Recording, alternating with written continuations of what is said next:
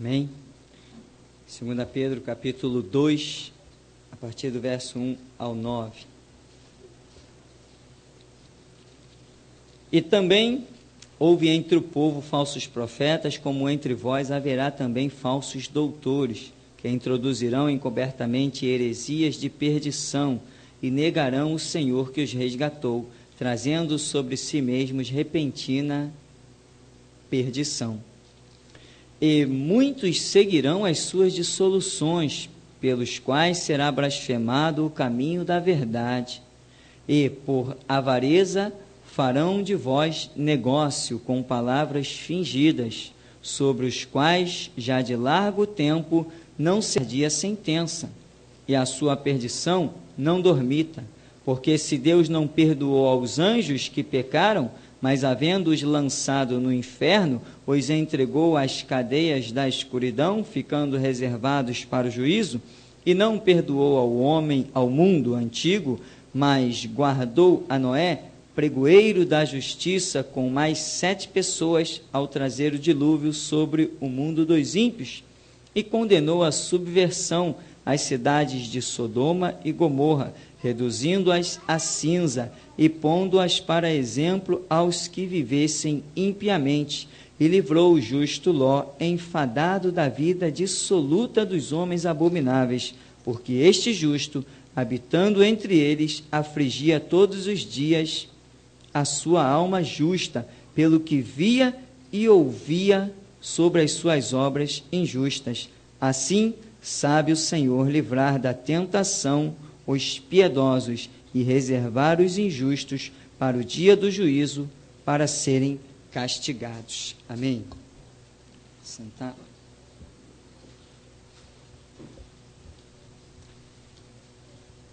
Irmãos, a Bíblia, quando os apóstolos se detêm a um ensino sobre as coisas dos finais dos tempos, a única coisa de bom, o tema central da narrativa espremidinha de alguma coisa boa, é que Deus vai livrar os justos da grande tragédia do final dos tempos. Isso nós vemos, né? Inclusive é citado aqui. Aquela arca de Noé simboliza o próprio Jesus. Que aqueles que estão em Cristo estão guardados. A arca era justamente isso. O mundo no tempo de Noé acabou-se. Diz a Bíblia que Deus olhou e viu toda uma geração profanada. Então determinou aniquilar tudo, mas achou Noé, e ele foi gloriosamente preservado. Também Sodoma e Gomorra, Deus determinou aniquilar aquelas cidades. Contudo, havia um justo dentro daquela cidade. Então, o que Deus faz? Tira o justo de dentro da cidade e destrói a cidade. Permite que o mal venha sobre a cidade. Isso aí é uma figura muito viva do que vai se dar no arrebatamento da igreja. Deus vai tirar a sua igreja, os seus justos, e vai permitir que a obra do mal assole. É quando dará entrada aquele período que Jesus disse, nós hoje conhecemos como grande tribulação. Jesus disse que antes não houve tempo igual, e após não haverá também. Esse será o tempo mais terrível da história da humanidade. Nem a destruição de Sodoma e Gomorra, nem a destruição com o dilúvio, nem um mal terrível, nem o sepultamento dos egípcios, nada vai se comparar às aflições do tempo que nós conhecemos como grande tribulação, em que Apocalipse diz que naqueles dias os homens desejarão a morte, e a morte fugirá deles. O que quer dizer a morte fugirá deles? Significa que não vai ter um descanso nem pela morte, vai estar em sofrimentos e angústias terríveis, vai ficar vivo, e em sofrimento, porque Deus vai determinar o sofrimento. Naquele tempo, porquanto os homens, como Paulo diz, negaram o amor da verdade para se salvar. Aí Paulo diz que Deus lhes permitirá a operação do erro.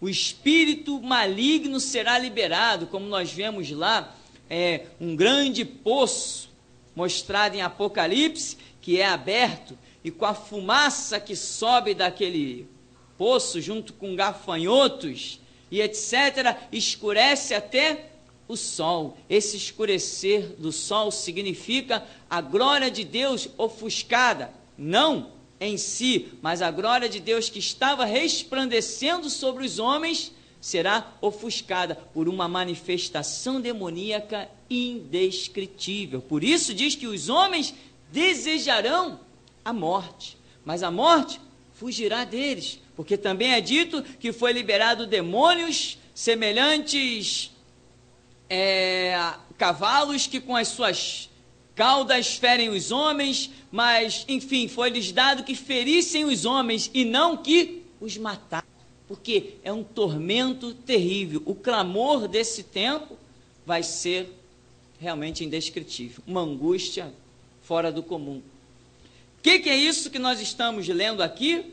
Pedro diz que é o final dos tempos, em que ele diz, olha, entre o povo houve falsos profetas, como entre vós. Ele está escrevendo para a igreja de Jesus Cristo, ele diz, entre vós haverá também falsos doutos em si mesmo, pessoas cuja sabedoria deles quer estar acima da própria palavra de Deus. Ao invés de se converterem à palavra, querem que a palavra se converta aos seus conceitos e princípios. Daí vem um monte de história que nós conhecemos. São os objetos ungidos, são os predestinados, são uma série de coisas horripilantes que se tem levantado. E diz, mais adiante ele vai dizer, que farão de vós um negócio. Tem muito ser humano que já virou negócio na mão de outros e nem percebe, porque a Bíblia diz, conhecereis a verdade é que vos libertará. Então, o tema que nós queremos colocar nesta noite é que o mundo caminha e a passos largos em direção a um abismo. Não se vê o ser humano melhorando, se vê a tecnologia, a ciência se multiplicando, como Daniel disse, mas o ser humano, ele está dia a dia se degenerando. As angústias e as aflições que existem hoje na sociedade, a necessidade das vestes, dos alimentos, a necessidade de um emprego, de um espaço ao sol, de uma formação, isso aí incidindo tão terrivelmente sobre o caráter do ser humano, que o ser humano está esquecendo os seus bons princípios. Tinha aqueles ditados que dizem, né? A farinha pouca, meu pirão primeiro. Puxar a brasa para minha sardinha. Toda essa filosofia está se tornando isso que outrora tão profano, agora já é a realidade na vida de muitos. Antes condenava isso. Porque a força maligna está sendo paulatinamente liberada sobre a humanidade. Aí a Apocalipse entra com uma palavra dizendo: quem é sujo, suje-se ainda mais. Mas quem é santo, seja santificado ainda. Irmãos, está chegando uma hora de que realmente os verdadeiros serão duramente provados. Como a Bíblia diz, como a palavra é provada pelo fogo, assim nos prova o Senhor. Porque você vê que a igreja arrebatada em Mateus 25, ela é uma igreja que, além de ter a lamparina, ela tem o azeite transbordante. Isso está revelando uma comunhão plena, isso está revelando o centro da vontade de Deus, isso está revelando seres, igreja, sim, não, porque sabe que o que passa disso é de procedência maligna. A igreja que vai ser arrebatada não é uma igrejinha qualquer. Quando eu falo de igreja, eu falo de pessoas, seres humanos, não levando a sua vidinha de igreja. É alguém que está realmente negando a própria vida por amor a Cristo. É essa igreja que vai ser arrebatada. A exemplo de Ló, ele está numa cidade completamente profanada e corrompida, e quando os anjos vão lá para arrancá-lo, os homens da cidade queriam praticar atos ilícitos com os anjos. Que aquele homem tão justo que ele é, ele diz: olha, eu tenho filhas virgens, eu dou para vocês, mas não toquem nesses homens, são santos homens de Deus. E a exemplo do final dos tempos, porque é daquela, tanto que depois a sua esposa olha para trás e fica, exatamente como a parábola das 10 virgens mostra, as virgens nécias e as virgens prudentes. É a tipificação perfeita do arrebatamento da igreja. Tanto ele quanto a esposa foram chamados para fora daquela cidade. Mas, no meio da caminhada, somente ele alcançou. Então, ele está no meio de uma sociedade completamente profanada e corrompida, mas ele ainda detém os princípios de moral e ética que ele conhecia de Deus. Era o sobrinho de Abraão, andou juntinho com Abraão. O mundo, ele caminha cada vez para uma situação pior.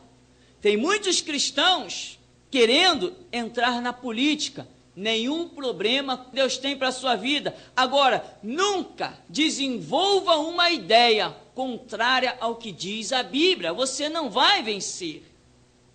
A Bíblia mostra a humanidade se degenerando. Está lá desde Daniel. Daniel olhou e viu uma estátua. Estátua representa um ser humano. A cabeça era de ouro. Depois se degenerou, o peitoral de prata. Perdeu mais, virou o ventre e as coxas de bronze. Depois os pés já estão de ferro e por fim já está misturado com barro. Perdeu o seu valor. É o retrato do ser humano se degenerando dia após dia. Aí vem Paulo, nós não vamos ler para não tomar muito tempo, em 1 Timóteo 4 e 2 Timóteo 4, Paulo dá o conselho dizendo assim: ó Timóteo, no final dos tempos haverão homens avarentos, gananciosos, cobiçosos, amantes de si mesmo, detratores. Ele começa a usar palavras que vão mostrando uma degeneração, uma falta de caráter. Homens que não respeitarão pai nem mãe, homens que proibirão, ele diz, o casamento, quer dizer, princípio contrário a Deus, porque Deus instituiu o casamento. Então ele está mostrando que o ser humano do final dos tempos, meu irmão, vai ser um horror, vai ser um lixo. Aí, então, voltando àquele ponto, se o cristão acha de entrar numa política, ter um cargo, tudo bem. Agora, não pense que um presidente cristão ou todo um congresso cristão, seja como for, vai alterar o poder da palavra de Deus. O poder profético que já mostra uma sociedade se degenerando, se descaracterizando terrivelmente. O crescimento do mal e da impiedade será terrível, mas tão terrível que hoje você já vê pessoas com títulos de pastores fazendo casamentos homossexuais. O que é isso?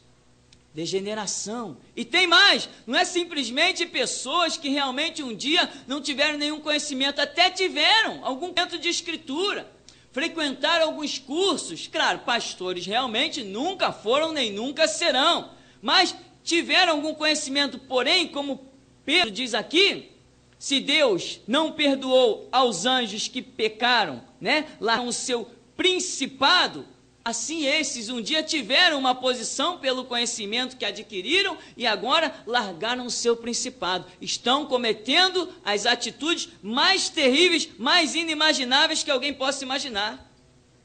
A exemplo da estátua de Daniel, a exemplo do que Pedro está falando aqui no capítulo 2 da segunda epístola, a exemplo do que Paulo fala em 1 Timóteo 4, 2 Timóteo também 4, A exemplo de tudo isso, o que nós temos que esperar do ser humano não é que ele realmente se torne nobre. O conselho que também Paulo dá em 2 Timóteo 5,17, se alguém está em Cristo, nova criatura é. Essas coisas, esses horrores todos, essa profanação toda, se passaram. Eis que tudo se fez novo. Mas o ser humano sem Cristo, a tendência é ele não ir resistindo ao cerco do diabo. Ele pode ser muito bonzinho, mas se ele não se converte a Cristo, não recebe o Espírito Santo, a tendência é ele cada vez ser mais pressionado ao ponto de ceder às profanações que o mundo tem a oferecer dia após dia. Então, meu irmão, não pense em melhoras de uma sociedade, faça a sua parte, melhore você, alcance a comunhão com Deus, pregue, tente, como a Bíblia diz, apiedai-vos de alguns, arrebatando-os do fogo eterno. Entenda essa situação que está acontecendo no mundo, não espere melhora não, as coisas estão se tornando tão terríveis que vai culminar justamente com a grande tribulação. A grande tribulação é a ausência total da graça de Deus sobre a terra. A grande tribulação é as forças demoníacas completas atuando sobre a terra. E Apocalipse vai dizer que 1/3 da erva verde foi ferida, 1/3 dos seres viventes, 1/3 do que havia no mar, 1/3 disso, 1/3 daquilo, 1/3 justamente como a Bíblia diz, que o dragão, que representa o diabo, com a sua cauda, que significa traição, arrastou 1/3 das estrelas do céu, que representam os anjos, e se tornaram demônios. 1/3, toda a força demoníaca estará atuando na grande tribulação. Nós que estamos no mundo, somos o sal da terra e a luz do mundo. Deus está contando com as nossas vidas. Agora, um detalhe que eu quero dizer para você, e isso é muito importante, aquela unção de Isaías, capítulo 61, o Espírito do Senhor Deus está sobre mim, porque o Senhor me ungiu. Meu irmão, esta unção, aquele que for verdadeiro, aquele que quiser estar no centro da vontade de Deus, vai ver essa unção aumentar na sua vida de uma maneira tão tremenda e tão gloriosa, que vai até se assustar. Essa unção, ela está sendo aumentada também, à medida que a impiedade vai aumentando. Aqui, como diz a Escritura, o que é sujo, suje-se ainda, mas o que é santo, não diz se santifique ainda, diz o que é santo, seja santificado ainda, ou seja, é um processo que Deus opera sobre a vida daquele que é justo, sobre a vida daquele que é santo. Então aquilo que diz, o Espírito do Senhor Deus está sobre mim, me ungiu, essa unção para aqueles que querem estar no centro da vontade de Deus, ela vai vir como uma capacitação. Ela vai aumentar de uma maneira tão tremenda que você vai se surpreender com o poder de Deus na sua vida. Sabe aquela palavra que Jesus disse? Por se multiplicar a iniquidade, o amor de muitos esfriará, né? Quantos já covardes já pegaram esta palavra como deixa e já se acomodaram? Não, irmão, está escrito mesmo. Por se multiplicar a iniquidade, o amor de muitos esfriará.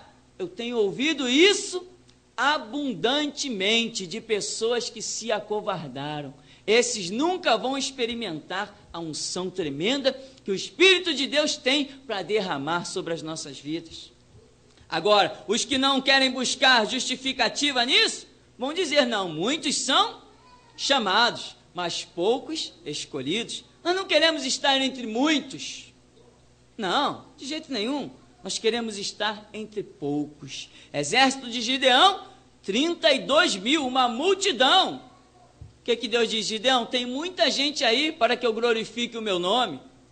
Por fim, só 300, um povinho que nem precisou lançar mão dos seus próprios recursos, porque Deus deu a vitória sem que eles se cansassem, sem que eles falassem nada. A unção vai aumentar. A unção vai aumentar para aqueles que querem. aqueles que dia a dia estão renunciando, aqueles que dia a dia estão buscando, aqueles que dia a dia estão clamando, estão exercendo o sacerdócio real, estão sendo povo de propriedade exclusiva de Deus. Sobre esses virá uma unção que vai nos surpreender. Você já deve ter tido algumas surpresas, meu irmão. Eu tenho tido algumas. Como é que Deus abre a nossa boca e faz com que uma multidão se cale? Somos questionados de muitas maneiras, mas a hora que Deus abre a nossa boca, as pessoas ficam com o olho rodopiando no meio da face, porque não podem resistir ao poder da palavra e da unção que está sobre a nossa vida. Isso é tremendo, isso é glorioso, isso é espantoso. E nós, quando saímos do meio das rodas dos questionamentos, nós só podemos dizer: Jesus, tu és tremendo mesmo. Realmente, Deus está na nossa vida. E assim, nós vamos vivendo e se apiedando de alguns, abrindo a nossa boca, deixando Deus contar conosco. Em 2 Pedro, capítulo 3, ele diz assim, olha, a partir do verso 2.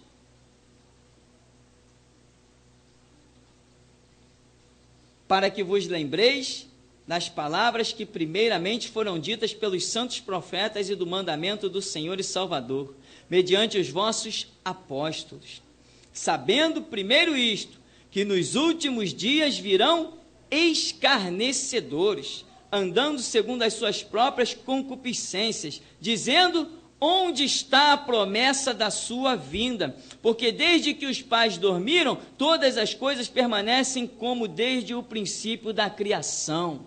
Eles voluntariamente ignoram isto, que pela palavra de Deus, já desde a antiguidade existiram os céus e a terra, que foi tirada da água, e no meio da água subsiste. Irmãos, se nós pararmos para meditar nesse verso, nós vamos ver algo estarrecedor. Dizendo no verso 4, onde está a promessa da sua vinda?